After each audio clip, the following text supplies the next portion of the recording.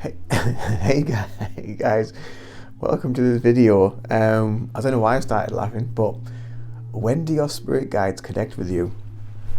I have like a list of videos that I'm thinking of making, or I have like a brainstorming session or a channeling session of videos that I want to make, and this is like one of them. And this is about like spirit guides and them connecting with me, and they're making me laugh now. I don't know why, but anyway, when do they connect with us? And it's strange because recently I've been watching a lot of videos about mediums and about how mediums work. So I've been watching videos like with Colin Fry, Tony Stockwell, Derek Acora, and I've just been watching like lots of those sorts of videos and watching a lot of like psychic development videos, and because I always work on myself on some level psychically, or within that field, and it's only come to my realization recently that we're probably all a lot more clairaudient than what we actually realize. And the thing that we need to realize is that we're all psychic. We're all mediums. We're all able to channel information, and we're all able to connect on that level. What tends to stop it, or what tends to slow it down, is how you live your life, kind of how in tune you are with your body and your energy, how mindful you're living, how much meditation you incorporate within your life, within your day. And there's lots and lots of different ways of being able to develop yourself spiritually, to be able to tune in. But we all have it. We all have these abilities. And life tends to take over a lot of the time. And there's a lot of fear involved with it as well, because it's a fear of the unknown. I think everyone has a fear of the unknown on some level. So fear is a big factor for stopping it, for just like, I don't want anything to do with it. And I was first aware of spirit probably at quite a young age, actually. And I remember sitting on my mum's knee when I was about 3 years old and basically asking her, like, where do we go when we die, and what happens to us? And that was probably quite kind of worrying for my mother at that time, because she's probably thinking, what kind of kid is this? Where's he evolved from? But yeah, and I've always been kind of interested in that side of life, ghosts and spirits, and I've always had an interest. And when I was younger, so much younger than today, I used to always dream about floating down the stairs, and it would be so clear and so vivid that I was floating down the stairs and moving around the house with veritable ease and not physically moving there. And it's only years later that I realized that I was actually astral traveling. And yeah, it's just interesting, isn't it? I just find all this stuff really, really interesting, of how we can develop ourselves. But how do our guides connect to us? How do they actually speak to us? Get back on topic, Ian. Bloody hell. I do like to ramble, as you might have gathered on this channel, but I do tend to go off in different directions, because I'm like, when I'm talking usually on this, I'm channeling on some level because I can feel the information coming through me, but I'm also channeling me, my perceptions and my knowledge as well. So how my guides connect with me is very much on a sensory level, where I will feel them, and I would say probably 80% of the time or 90% of the time, that's probably how most people connect with their guides as well. And they will actually just feel them around them rather than actually seeing them.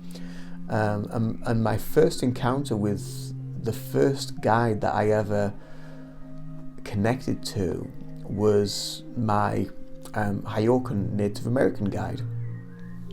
And she connected to me through just a wonderful feeling of bliss and messages and words and just allowing me to be able to discover it in the 3D realm.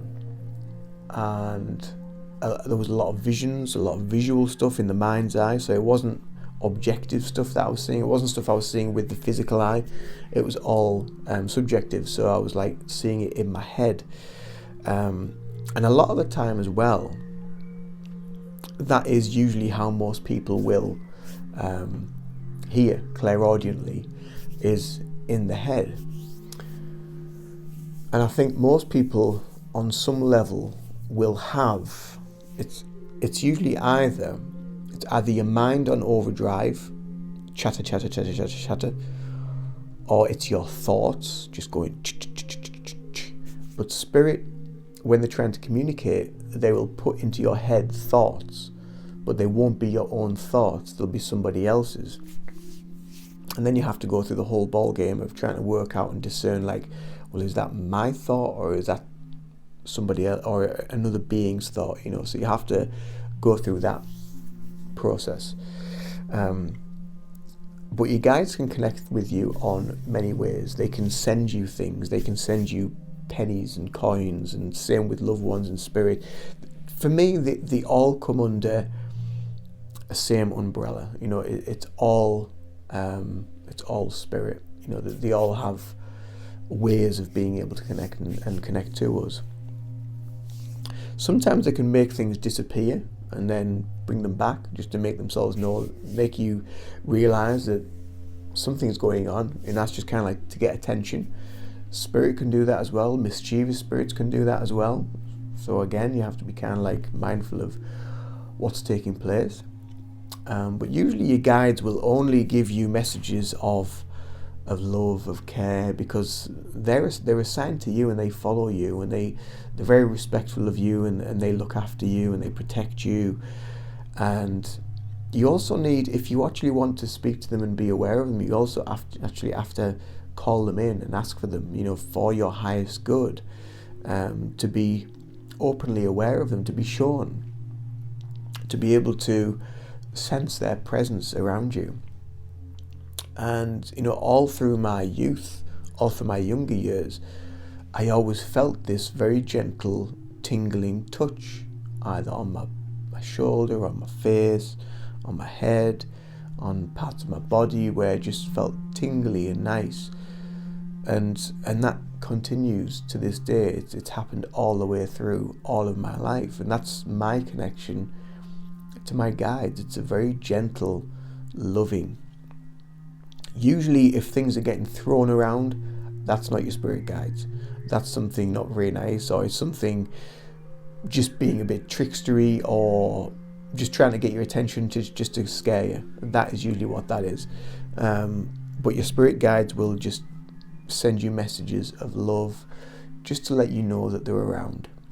So if you're feeling upset, if you're feeling low, if you're feeling joyous, if you're feeling very happy, they will be there to be able to comfort you if you want them to be. But again, you have to ask for them. They can send you things like feathers and coins. They can send you things. Actually, this is a perfect example. This pendulum, I talked about this in a recent video with Dan, who's another Reiki master, and this pendulum went missing at the end of one of my Reiki 1 courses last year. I think it was in September, and I held another Reiki 1 course in November. Went missing, still wasn't there. I'd asked the person that runs the venue to have a look around to see if they could find it. Gone. And then after my last Reiki course, which was a Reiki level 2, which I held in February, the guy actually asked and said, "Did you ever find what you were looking for?" I said, "No." I said, "It's not there." So at the end of the second day, I after I'd set my room up the first day, the end of the second day, I was packing things up, and one of the students was actually from that level 1 course the year previous, and she said, "Did you ever find your pendulum?" I said, "No." I said, "I had to buy another one." I said, "It's a shame because I really, really liked it. It was a lovely pendulum, and it was really, really nice to work with." And I was just packing things away into one of my bags that I take, and I felt drawn just to turn back to the table, and I turned back to the table, and there was the pendulum, and it obviously phased out of this reality, and it came back in at a later date. And when I saw it, I just said, just turn that off, just said, "Oh my God!" And the lady on the course said, "What's happened?" I said, "Look what's appeared on the table." She was like, "Oh my God." She said, "That's your pendulum?" I said, "Yeah." I said, "It was not there yesterday." And I just head to foot, tingles all over my whole body, and because I just felt that zing of vibration of my guides just being around me, just saying, "Yeah, we're here, we're watching, we had that, we were taking care of it for you, and there you go, you can have it back now." So it was really, really interesting. They can do wonderful things, but they won't do parlour tricks. I did ask them once if they could move something in the room for me, and they actually said, "We don't do parlour tricks. That they're not there for that. They're just there as a guiding, loving force." And your spirit guides connect with you through your own energy as well. It's not. I don't think of them as an external being, although they once were at some point. I just think of them now because they're kind of assigned to you and assigned to your energy. They're part of your energy, and that's why you tend to feel. Well, I tend to feel these tingles and this change in vibration in my body because of it's their way of connecting to me and making me aware that they are around and they are there. But I do see them sometimes in mind's eye. And I was recently aware of a new spirit guide with the client I was working with, who was having issues with her leg, and she was in a lot of pain in the leg.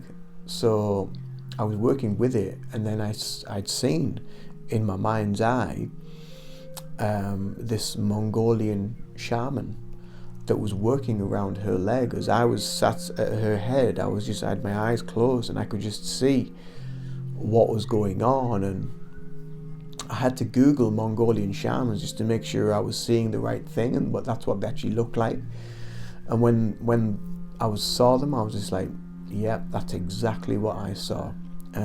So that they really are quite amazing how they work. And like I say, it's always loving. It's always with respect and compassion and love and joy. And you have to be in that frequency as well to be able to connect to them clearly. They'll always be there, and you can ask them to come in and be with you and guide you and help you, which is what they do anyway, because that's where your intuition comes from. It's where your other abilities come from, a lot of that as well. They will make you feel things to be aware of. But they are really interesting ways. They are really, really interesting and have interesting ways of connecting to us. And each way will be unique to you, as my way is unique to me. Other people will probably have similar sensations, but that is unique to them. And we kind of only really discover it through our own interactions with them, through our own learning and our own journey of what we want to experience. Because sometimes when you first come into contact with spiritual energy, it can be quite scary. You can wonder what you're actually feeling, and why you're feeling certain sensations around your body, and sometimes your heartbeat can speed up a little bit, or you might have overactive mind and lots of talking going on in your mind, and you're like, where's all this suddenly coming from? And that's why recently I've come to the belief and the understanding that we're actually a lot more clairaudient than what we actually think we are. And like I'd said at the beginning of this video, it tends to be the devices, the TV, that block a lot of that.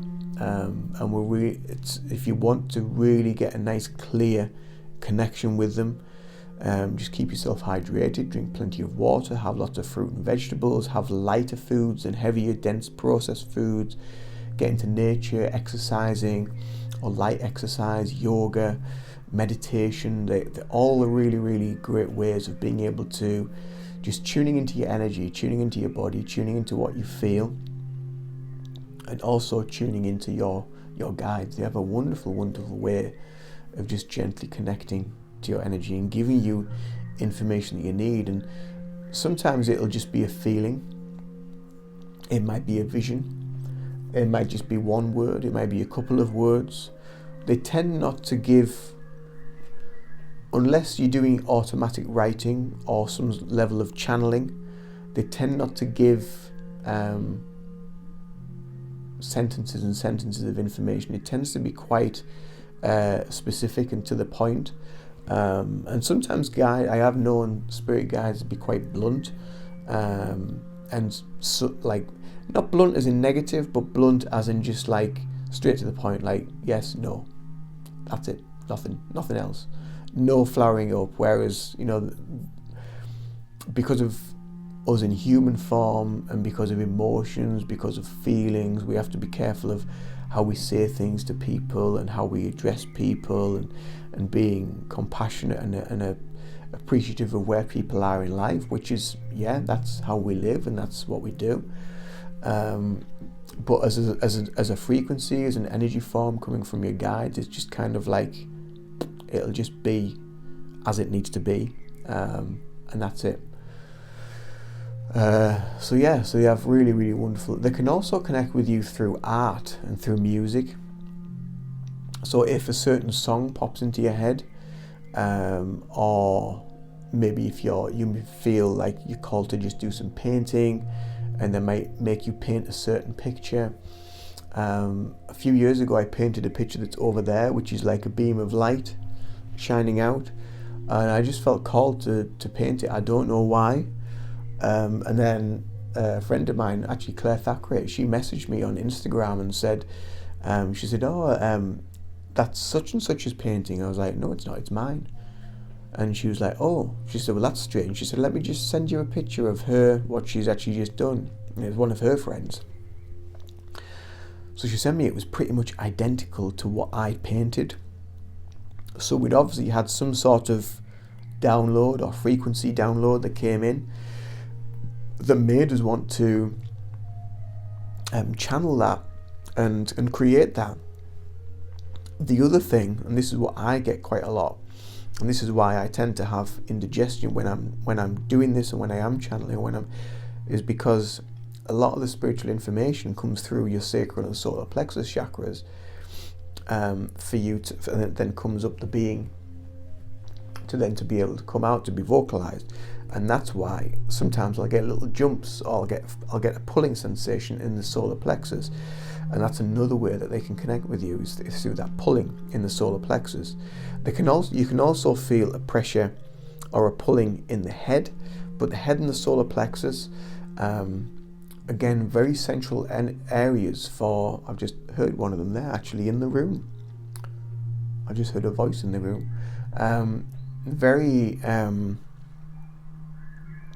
central areas for energy work and the flow of energy as well. So there's another couple of sensations that you might experience. So if you experience a lot of pulling in the solar plexus chakra, which I know a lot of spiritual people do, because that's where a lot of the information comes from, where it kind of like generates like your stomach and lower down. It's like, if you think of it like a cauldron, and it's all the ingredients that you need are in that cauldron. They're in there, and it's bubbling away.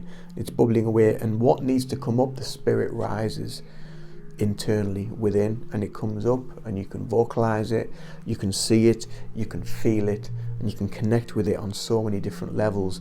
And you know, that's very much in the same realms of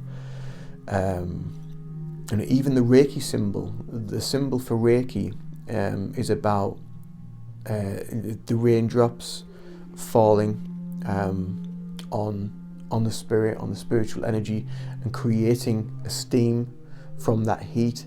You know, so very shamanic elemental stuff that's happening. So you can experience a lot of that as well. So, and there are so many more ways. There's so many more ways that they will connect with you. Sometimes we'll just turn things on to make you aware that they're around. You know, but again, it's nothing negative. You might feel a little bit of like uncertainty when they're around, if you're quite new to it. But when you become used to it, it's just like, it's just a lovely, loving feeling that you're always watched, you're always cared for from the realms of spirit, and they're always with you because they are part of you. So there we go. Just a few thoughts to help you with connecting to your guides, to listening to them, to feeling them, and to seeing them. So I hope this video serves you well, and I hope you found it informative and interesting, and I will see you in the next video. Bye for now.